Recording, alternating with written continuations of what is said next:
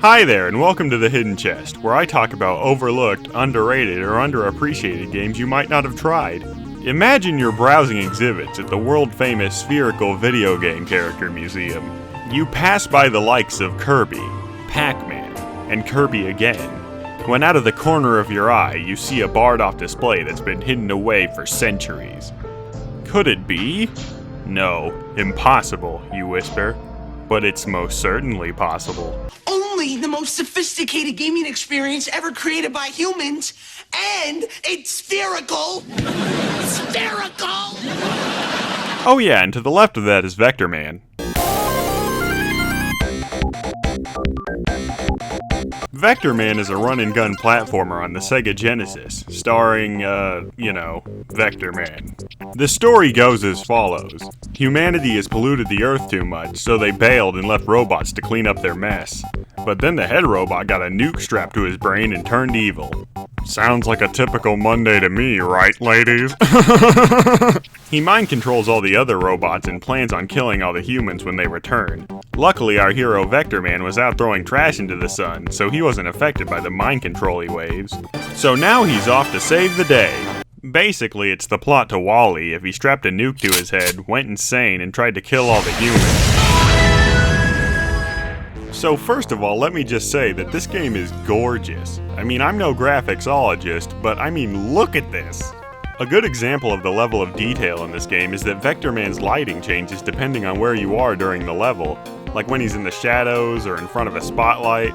He's even illuminated by the light from firing his blaster. Not to mention that it also lights up his dancing life guys accordingly.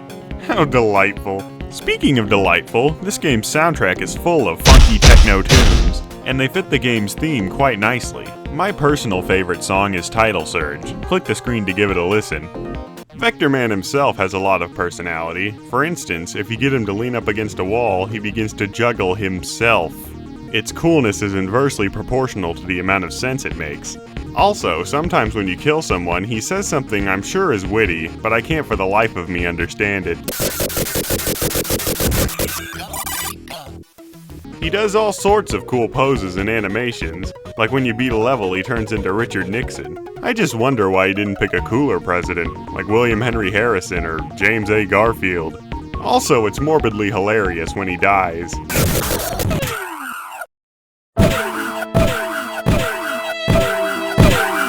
So what do you do in this game? Well, you shoot everything. Obviously. Luckily, doing that exact thing is incredibly satisfying. Yeah, screw you, television! So it doesn't really get old.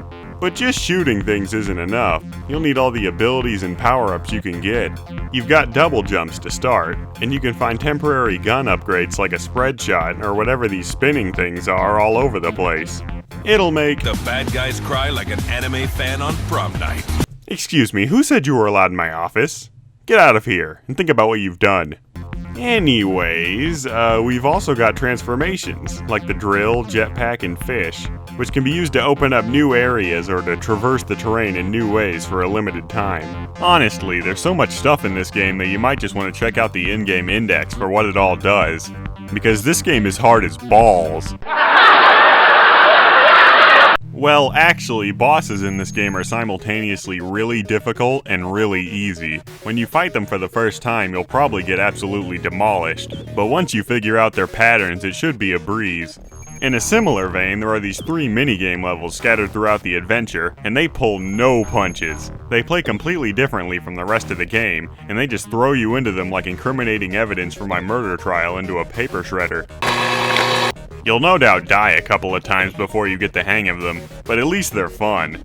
Well, 2 of them anyways. But what you really need to look out for are these godforsaken bug things. These little hell spawns will be the bane of your existence, considering they always come out of nowhere, fly in swarms, and unlike literally every other enemy in the game, they respawn if you move off screen even an inch.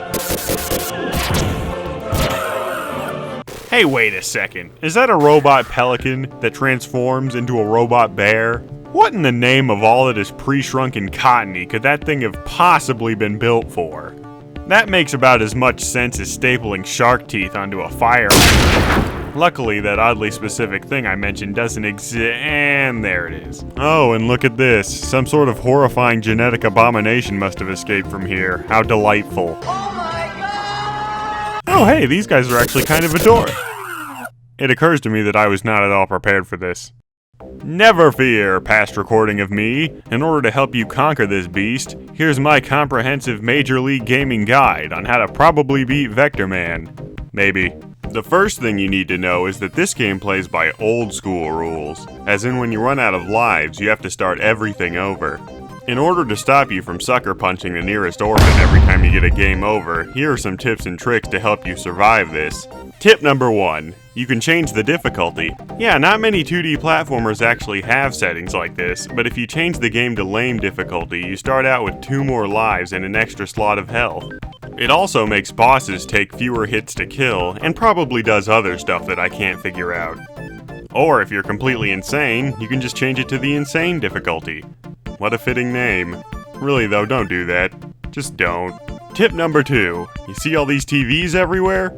Kill them. They can drop a myriad of power-ups you can use to extend your fleeting robot life. Multipliers are a huge help, for instance. Now in most games these things would just multiply the amount of points you get, but in Vectorman it not only does that, but it also multiplies health pickups and lives.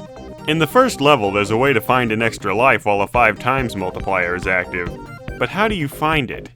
Tip number 3. Explore. This game heavily rewards it, and you can find all sorts of useful junk for Vector's quest. Like bonus games, extra lives, and rarest of all, increases to your max health. Subsequent playthroughs will no doubt get easier once you know where all the good stuff is. Tip number 4. In most modern ports of the game, you can go on a full pumpkin diet and rely on save states, but it isn't nearly as fun or challenging. I'd only recommend you use it on the final boss, because that guy is absurdly cheap and I hate his friggin' guts. And thus concludes my completely comprehensive guide on beating Vectorman. If you can't beat it while blindfolded with your hands tied behind your back at this point, then it's clearly your fault.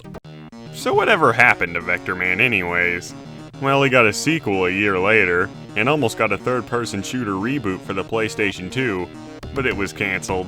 And then like most Sega franchises, he never got a new game again. Poor Vectorman isn't even lucky enough to show up in the spin-offs, not even the one with transforming vehicles, even though Vectorman transforms into vehicles in his own games. Dang, that's harsh. I guess he just couldn't compete with Danica Patrick, huh? Really though, even though it's flawed, I'd highly recommend Vectorman for all you people out there who enjoy a real challenge in their games. Or people who just enjoy old school games in general. If you want to give it a try, Vectorman only costs $3 on Steam, and considering that it's Steam, it'll probably go on sale for less. This version is also really cool aesthetically. You get your own little room to amass a collection of classic Sega games, and it even has Steam Workshop support for mods. This one makes it so that when people die in Streets of Rage, they make a Tim Allen sound effect.